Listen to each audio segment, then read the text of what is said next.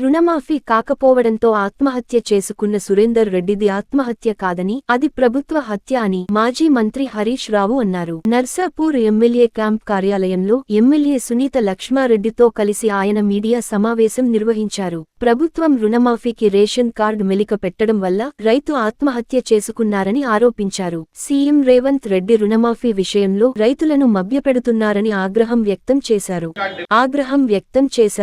సురేందర్ రెడ్డి అనే రైతు ఇలా ఆత్మహత్య చేసుకునే పరిస్థితి వచ్చింది. సురేందర్ రెడ్డిది ఆత్మహత్య కాదు, ప్రభుత్వ హత్య. నీ ప్రభుత్వం యొక్క నిర్లక్ష్యం వల్ల, నీ రేషన్ కార్డు నిబంధన వల్ల, నువ్వు మాట తప్పడం వల్ల ఇలా సురేందర్ రెడ్డి ఆత్మహత్య చేసుకుంటాడు. ఇవాళ చాలా మంది రైతులు టెన్షన్లో ఉన్నారు. ఈ నర్సాపూర్ కానీ రాష్ట్రం అంతా కూడా ఇలా రేషన్ కార్డు నిబంధన వల్ల చాలా మంది రైతులకు రుణమాఫీ అవుతలేదు. అప్పు తీసుకునేటప్పుడు రేషన్ కార్డు అడగలే, నువ్వు పాస్బుక్ ఉందా లేదా, నీకు భూమి ఉన్నదా లేదా అని అడిగారు. మరి మాఫీ చేసేటప్పుడు రేషన్ కార్డు ఎందుకు? అప్పు తీసుకున్నప్పుడు పాస్బుక్ ఆధారంగా అప్పు ఇచ్చినప్పుడు మాఫీ కూడా పాస్బుక్ ఆధారంగా చేయాలి.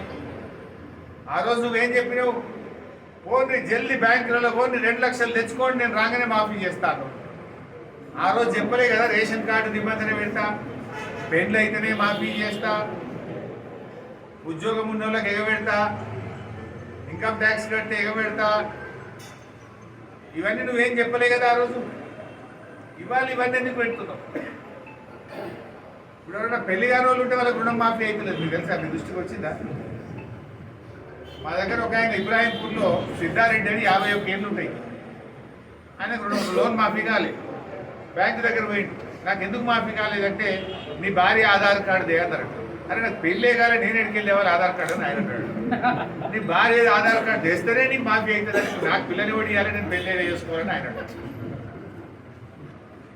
కుటుంబం అనేది లింక్ పెడితే ఇప్పుడు ఏమైపోయింది? ఆధార్ కార్డు తెచ్చే పరిస్థితి లేదు. దానికి పెళ్ళే కాకపోయా భార్య ఆధార్ కార్డు ఎడికి వెళ్ళేవాళ్ళు చెప్పి. ఎందుకు ఈ నిబంధనలు కోతలు పెట్టడానికి కాదా? ఇంకొక ఆమె మనెమ్మ అని ఒక రైతు వచ్చింది నా దగ్గరికి.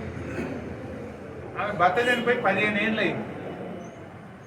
ఆమెకు లోన్ మాఫీ కాలేదు. మనెమ్మకు పోయి నాకు రుణం మాఫీ కాలేదు సార్ అంటే, నీ భర్త ఆధార్ కార్డు దేపోతారట. అంటే నా భర్త చచ్చిపోయి 15 ఏళ్ళు అయిందంటే ఆధార్ కార్డు ఉంటుంది కదా, అప్పటికి దేపోతారట. ఆధార్ కార్డు నిబంధన అమల్లోకి వచ్చింది 2011లో. ఆమె భర్త చనిపోయింది 2010లో. చచ్చిపోయినాడు ఆధార్ కార్డు ఉండలే. ఇప్పుడు ఆయన ఏడికి వెళ్ళేవాళ్ళు మనమ్మ, నువ్వు ఆధార్ కార్డు తెచ్చని నీకు మాట్లాడు. ఇవ్వ ఇంత పిచ్చి తుగ్లక్ ప్రభుత్వం అయిపోయింది. పెళ్లిగాని వాళ్ళనేమో భార్య రేషన్ కార్డు తెమ్మంటారు, ఆధార్ కార్డు ఉండకముందు చచ్చిపోయిన భర్తది ఆధార్ కార్డు తెమ్మంటారు, రేషన్ కార్డులో 2 పేర్లు ఉన్నాయని మాఫీ చేయమంటారు, లోన్ రెన్యువల్ చేసుకోకపోతే ఎన్పిఏ అయిపోయింది నీకు మాఫీ కాదంటారు.